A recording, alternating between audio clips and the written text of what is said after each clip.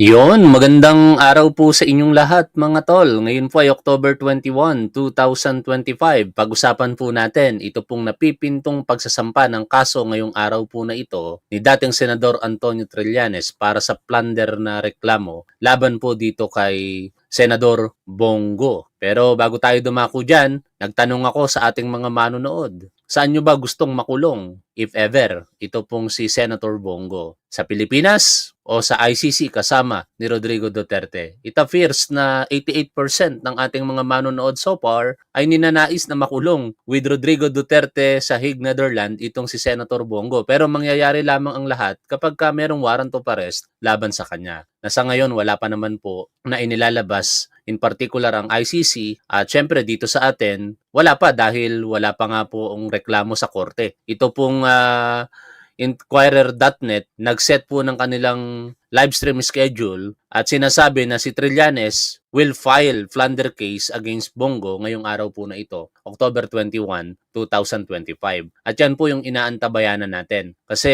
sa mga napakinggan po natin pahayag ni dating Senador Antonio Trillanes, hindi po ito lumang kaso. Ito po ay bagong kaso. Separate po ito doon sa isinampa niyang plunder case sa Department of Justice last July 2024. Pakinggan po natin si ex-Senator Trillanes dito po sa interview ng Bombo Radio Tugigaraw sa kanya. Makakausap po muna natin ang dati kong senador, si dating Senator Antonio Trillanes. Kaugnay sa ilang mga usapin. Maraming salamat for joining us, Senator, at welcome sa Bombo Radio Philippines. Sa Bombo Network News, si Bombo Genesis po ito.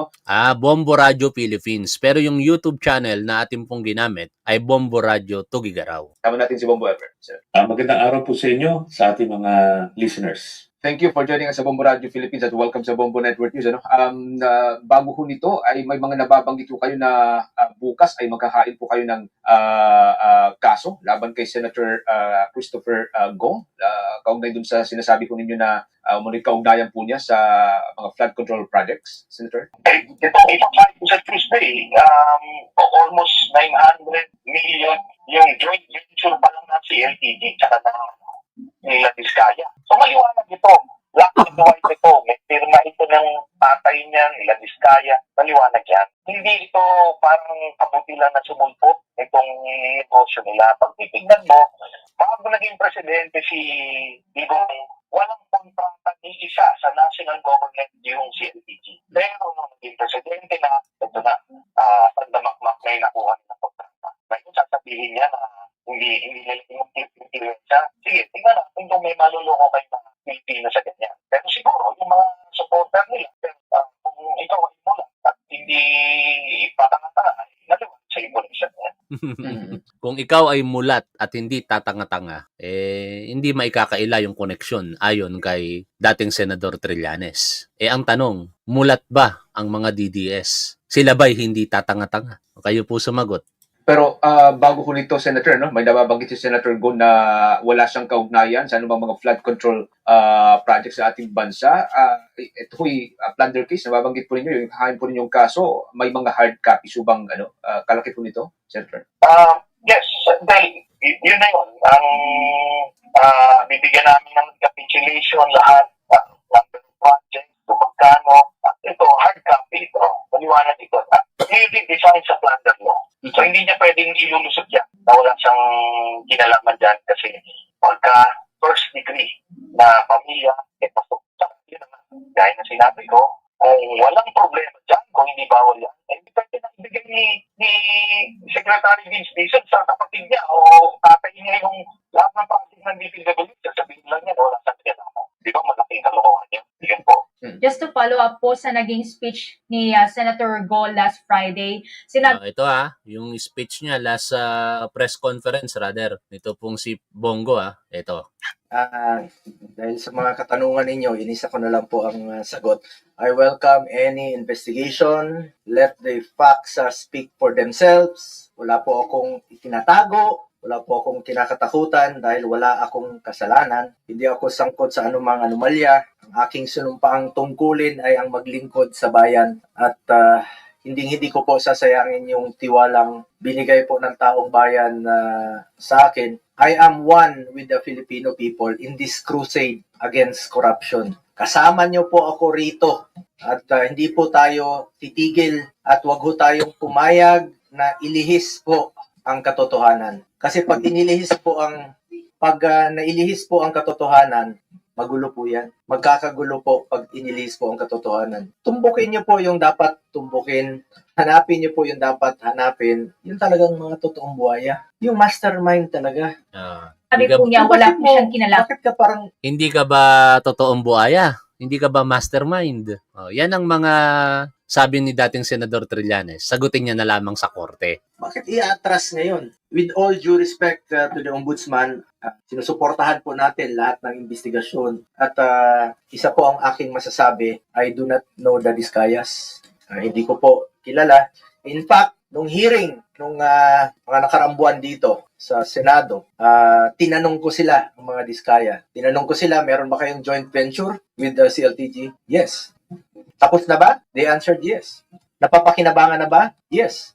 So, doon po, nagkaroon po ako ng interest din bilang isang senador at miyembro po ng Blue Ribbon na kung may pagkukulang, pagkakamali, kung anomalous o substandard, panagutin niyo, sinabi ko doon. Ako mismo ang willing po akong magkaso. Kasuhan natin yung mga dapat kasuhan. Kahit kamag-anak ko, I'm willing to be the complainant kung talagang meron silang pagkukulang. At may pagkukulang ang Diskaya, kasuhan nyo. Wala po akong pakialam. Gusto ko accountability. At I'm urging the Diskayas and lahat ng witnesses. Please lang, sabihin niyo yung totoo. Huwag ko kayong pumayag na ilihis po yung katotohanan. Kawawa yung Pilipino. Kawawa yung Pilipino. Tumbukin natin ang ano yung katotohanan. The truth lang po. Yun naman po ang pakiusap ko sa inyo. Na tumbukin po natin ang katotohanan. Mula noon hanggang ngayon, ang pinanghahawakan ko po ang delikadesa. Wow. I observed delikadesa in my whole life. Wow. Bilang isang probinsyano, taga Mindanao, Delikadesa, no? Pero paanong nangyari na yung kumpanya ng pamilya mo, sabi ni dating Senador Trillanes, nung hindi pa kayo nakaupo sa nasyonal na posisyon, ay hindi naman nakakakuha ng national project. Tapos nung nakaupo na kayo, biglang lumobo ang mga proyekto nito. Paano nyo ngayon yun ipapaliwanag, Senador Bongo? Kasi kung may delikadesa ka, dapat lalong-lalo na ang immediate family mo hindi nakikipag-transact sa gobyerno, lalong-lalo na kung nagagamit ang pangalan mo, even though dinideny mo ngayon yan. ang Genyong Bisaya, pangalan ko lang po ang aking pinanghawakan at hindi ko sasayangin yung tiwala at boto na binigay po ng taong bayan. Ginawa niyo akong number 1. Hindi ko sasayangin yung tiwalang binigay niyo po sa akin. At serbisyo lang po ako. Yan po ang kailangan ng taong bayan ngayon. Makatrabaho na tayo at makapagserbisyo po tayo sa ating mga kababayan. Alam niyo, marami pong nabanggit nung hearing. Ang Okay, dami tuloy na natin yung pakikinig dito kay Senador Trillanes. Naman sa mga flood control projects, wala din daw siyang kinalaman yung kumpanya po ng kanilang pamilya na CLTG sa mga kontratang pinasok ng mag-asawang Diskaya. Taliwas ito sa sinabi po ng Ombudsman, pero sabi nyo may hard copies po kayo. Can you elaborate or i-detalye po yung hinggil po dito? Yung statement po niya na wala siyang kinalaman sa negosyo ng tatay at kapatid niya ay malaking kasinungalingan, malaking kalokohan. Kasi ganito po yan. Yung 7 billion po na project ang nakuha na total ng tatay at kapatid ni Bongo nung mayor pa si Duterte na aid na si Bongo at that time, tapos nung President Duterte na special assistant to the President naman siya. Ngayon lahat ng mga kontratang nakuha nung tatay at kapatid ni Bongo ay doon sa Davao area na kung saan sila mismo ang sumasako. Kaya, ano yan, yung kasinungalingan yan, niloloko niya yung tao ba? Pero, ganito, ang definition po ng plunder law, kapag ikaw o ang pamilya mo within the first degree of consanguinity, minong tatay, kapatid, anak, asawa, ang nagbenepisyo illegally sa mga proyekto na ikaw ay nakasakop ng pag-approve o sakop ng iyong yan ay plunder. Ngayon, tayo po hindi abogado, no? Isang criminologist po si Top 1. Pag-usapan natin ito pong plunder law. Ito po ay nasusulat sa Republic Act 7080 at sa batas po na ito, binigay niya po ng definisyon kung ano po ang public officer, gobyerno, tao, saka tinatawag na ill-gotten wealth. At napakahalaga po na malaman ng bawat isa sa atin ang mga definisyon po na yan ng mga terminong binanggit po natin. Una, ang public officer ay sinumang tao na humahawak po ng public position sa ating gobyerno sa pamamagitan po ng appointment, election, or contract. Ito pong si Senator Bongo, he is a senator, number 1 senator last May 2025 election. Elected public official po siya. Kaya public officer siya, basically. Siyempre, ang gobyerno, hindi naman natin kailangan ng impaliwanag yan. Kapag sila ay nasa pamamahala, sila po'y sakop ng ating gobyerno. At ang pinakamahalaga dito, yung tinatawag na ill-gotten wealth. No? Kasi sa ill-gotten wealth, ang tinutukoy po dito, mga ari-arian, assets, property, business enterprise, or material possession. At paano mo ito nakuha? Kapag ang mga wealth na yan na tinatawag, ay nakuha mo ng legal, walang problema. Hindi yan plunder. Pero kapag meron po sa alinman sa 6 na kaparaanan na nakasulat po sa batas na ito, katulad po nung una, sa pamamagitan po ng misappropriation, conversion, misuse, or malversation of public funds. Isa po yon sa elemento na maaaring magresulta sa plunder. Kapag ikaw ay tumanggap, directly or indirectly, ng anumang komisyon, gift, share, percentage, kickbacks, or any form of pecuniary benefit mula sa sinumang tao sa koneksyon nito sa gobyerno o kontrata ng ating gobyerno, that is plunder. Ikatlo, kapag meron pong illegal or fraudulent or disposition ng assets belonging to the national government or any of its subdivision. At in this case, singit natin yung kay Chavit Singson. Si kasamang JDB, ang pro-BBM vlogger o pro-government vlogger, I should say, ay meron pong pahayag sa kanyang Facebook ngayon lamang, kani-kanina lamang. At sinabi niya po rito, hindi niya po kinakampihan si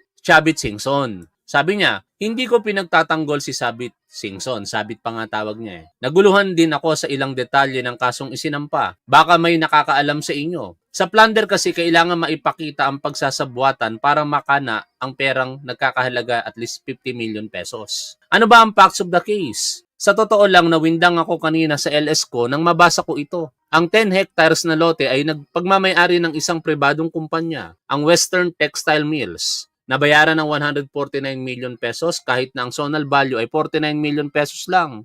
Ang totoo, hindi naman kailangan sundin ang zonal value or market value kung magbenta ang pribadong nilalang. Kahit sino, bakit magbebenta sa murang halaga hindi naman bawal ibenta ng mas mahal. Wala akong makitang plunder dyan maliban na lang kung 49 million talaga ang benta ng may-ari at binayaran ng 149 million pesos. Sabi ni JDB, hindi niya kinakampihan si Chavit Singson, pero maliwanag na nilinis niya na si Chavit Singson dito po sa reklamo sa kanya. Kasi sabi niya, wala pong nakikitang plunder si JDB. Pero kasamang JDB, wag kang malito. Kasi ito pong binasa po ninyo ay synopsis lamang. Ang ibig sabihin, buod lamang ito. Hindi ito facts of the case. Kaya this is unfair na linisin kagad ang pangalan ni Chavit Singson. Sabi mo nga Chavit eh. Tapos, parang lalabas na walang plunder na kaso sa kanya. Let's leave it to the factual determination ng or evaluation ng Office of the Ombudsman. Kasi pag sinabi natin walang plunder dito, parang inunahan na kagad natin ang Office of the Ombudsman na walang kasalanan si Mr. Chavit Singson according to you. Ngayon, binabasa natin itong mga kaparaanan sa plunder kasi dapat maunawaan natin na meron pong 6 na uri kaparaanan para magkaroon po ng plunder na kaso. Alinman sa isa rito ay pwedeng maging plunder kung ito po ay aabot at least 50 million pesos. Doon sa ginawa ni Mr. Chavit, sabi mo Singson, ay abot sa 149 million pesos. Alin sa 6 na ito ang naging kaparaanan at hindi natin makikita rito yon, JDB. Hindi natin makikita dito sa mismong synopsis lamang sapagkat buod yon. Maganda sana kung nakita na natin mismo yung complaint affidavit at doon, perhaps baka pwede nating sabihin, wala naman palang plunder dito kasi hindi naman nakalagay dito sa complaint affidavit. Kaya okay naman si JDB mga tol, maayos na supporter ng gobyerno yan. Pero sa appreciation niya rito, parang nalinis niya kagad ang pangalan ni Chavit Singson. Anyway, balik po tayo dito po kay Antonio Trillanes kung saan pinapaliwanag niya yung mga kaparaanan.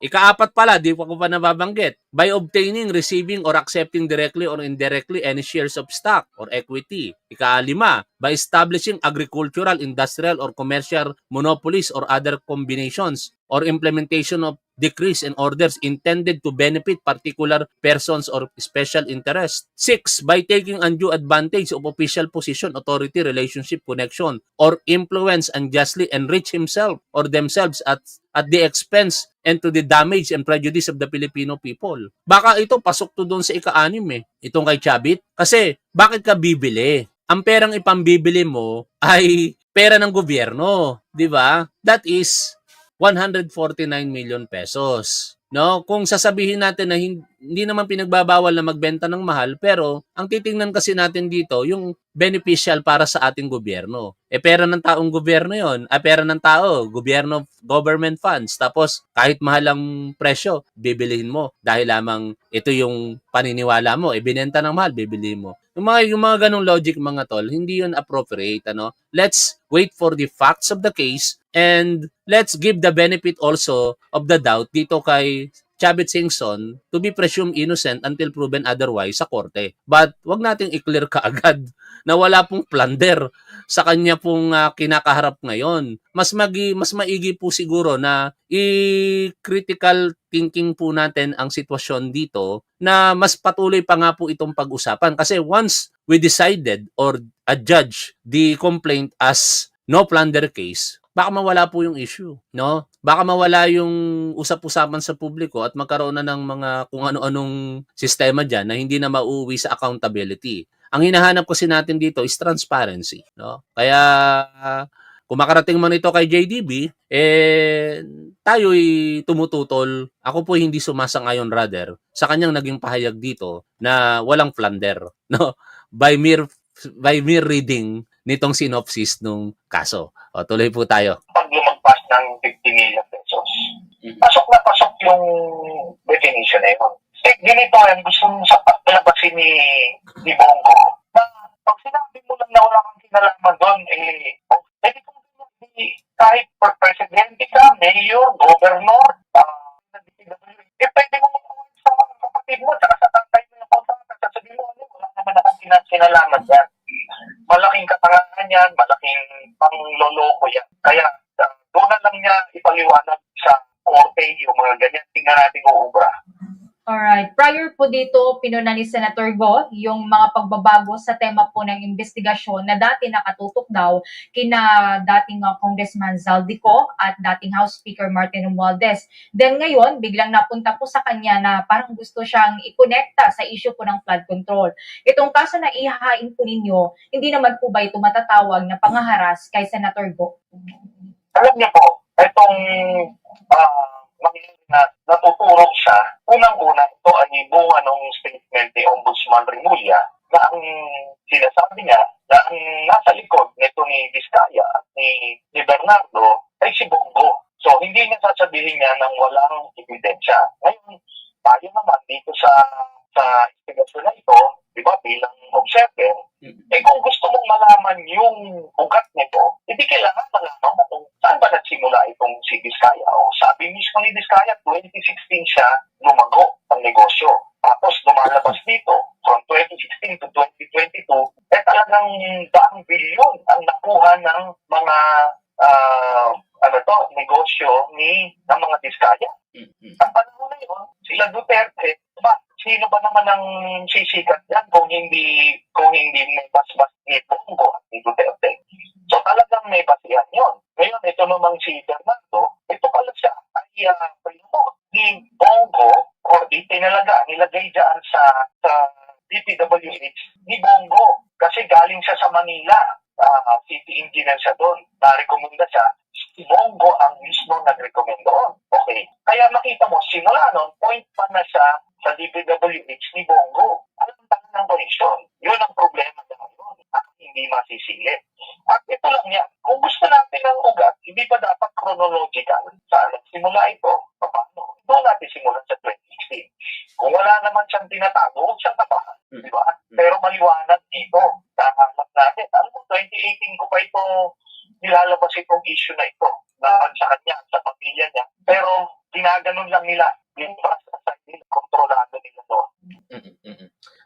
way, Senator, no, patuloy tayong nakipag-ugnayan din kay Senator Christopher Bongo. Hopefully ma-interview din natin siya bilang reaction dito po sa mga nababanggit po natin dito. Panghuli na lang po siguro, nitong nakalipas na buwan, galing po kayo doon sa International Cricket. Okay, separate issue yan sa ICC, ano? Ngayon, mga tol, bakit plunder ang pinagkakakaso ngayon sa mga taong gobyerno na pinagbibintangan ng kanilang anomalous transaction? Tandaan natin, isa lang naman kasi ang pinaka-basis no? Yung halaga. Kasi kung lower ito ng 50 million pesos, hindi plunder ang may kakaso. Graft and corrupt practices o kaya malversation of public funds. But ang problema kasi sa plunder, according to mga legal luminaries and experts, mahirap patunayan. Kasi dito nga sa 6 na binasa natin, di ba? Kailangan ipatunayan mo na merong misappropriation, na merong conversion, na merong misuse, na merong malversation, na tumanggap directly or indirectly, na nagkaroon ng illegal or fraudulent transactions. Mahirap patunayan yan, maliban kung malakas talaga ang ebidensya. At ang halaga, at least 50 million pesos. No? Ito ay may kaparusahang reclusion perpetua o pagkakakulong ng 20 years and 1 day to 40 years. Kaya kung matatandaan ninyo sa nakalipas na mga buwan, ang isinampang kaso initially doon sa mga sangkot sa flood control anomalies ay malversation of public funds saka graft and corrupt practices kasi madali po yung patunayan. Halimbawa, merong proyekto na nakalaan sa ganitong pagkakataon tapos ginamit mo yung fondo sa ibang pagkakataon. That is technical malversation. The mere fact na yung pondo para doon ay ginamit mo sa iba, tapos na ang laban. Yun lang ang papatunayan mo. Anyway, lahat po ng ito sinusubaybayan natin for the sake of public interest and transparency. And higit sa lahat, personally para sa akin, para sa aking pamilya. Huwag na tayong magbulahan pa rito na para sa bayan. Practically speaking, ginagawa ko ito para sa aking pamilya. Dahil kung hahayaan ko ang ganitong mga sirkumstansya na mananatili sa ating lipunan, kawawa po ang susunod na henerasyon. Kawawa po ang pamilya ng aking anak kung sakasakaling sila'y magkakaroon ng pamilya sa hinaharap. Kung hindi naman, kawawa naman po yung magiging pamilya ng aking mga kaibigan, anak nila, ng aking mga kamag-anak, ng mga anak nila. Doon na lang tayo mag-stick. Huwag na tayo magpakabayani at sabihin pa sa harapan ng publiko, ginagawa ko ito para sa bayan. Kalokohan po yun. Tapos na po ako sa ganong pananalita. Dahil naging pulis po ako, nanumpa ako para sa bayan. Ngayon, ako naman po'y nanunumpa sa aking sarili para sa aking pamilya. Maraming salamat. Hanggang dito na lamang mga tol. Lagi po nating tandaan kung ano po ang tama at dapat doon po tayo. Shoutout po sa inyong lahat. Keep safe. See you always. And bye for now. Ito ay panawagan para sa kolektibong kilos tungo sa pagbabago ng ating pag-iisip, pananalita at gawa. Bagong Pilipinas is addressed to all government officials and employees and citizens of this country. It is an invitation to all of us to think about being a Filipino and view the nation from a renewed perspective. It is a call for transformation. The transformation of our idea of being a Filipino and the transformation of our economy, of governance, of society. Bagong Pilipinas transcends this administration. Ito ay hindi pagtakip sa kung anumang mga kakulangan ang meron. Ito ay imbitasyon sa bawat isa na kabahagi ka sa paghahanda at pagpapaganda ng ating bansa. Malaki ang inyong maitutulong, mahalaga ang inyong ginagawa. Ang disiplina, pagiging mahusay at magaling sa kanyang-kanyang larangan at pagmamahal sa bayan. Ito ang mga sangkap ng isang makabagong Pilipino na ating isinusulong. Ngunit hindi lang ito ang mensahe ng Bagong Pilipinas. Binibigyan din dito ang kalagahan ng maayos na trabaho mula sa amin sa pamahalaan. Sa Bagong Pilipinas, ang pagbabago ay nagsisimula sa pamahalaan. While power emanates from the people, change must begin from government. Sa isang bagong Pilipinas, lalo pa natin pupukpukin na maging maayos ang ating mga lingkod bayan. Una, bawal ang tamad at makupad sa pamahalaan. Services must be fast. Projects must be completed on time. Deadlines must be met per schedule. In whatever government office, red tape must be replaced with a red carpet. Yung sungit ninyo, palitan na ninyo ng ngiti. Pangalawa, bawal ang mga hindi tapat at nangungulumbat. Sa bagong Pilipinas, bawal ang waldas. Pangatlo, bawal ang mga pang-api at naghahari-harian. You are servants of the people, not their lords. Huwag nating pahirapan ang taong bayan.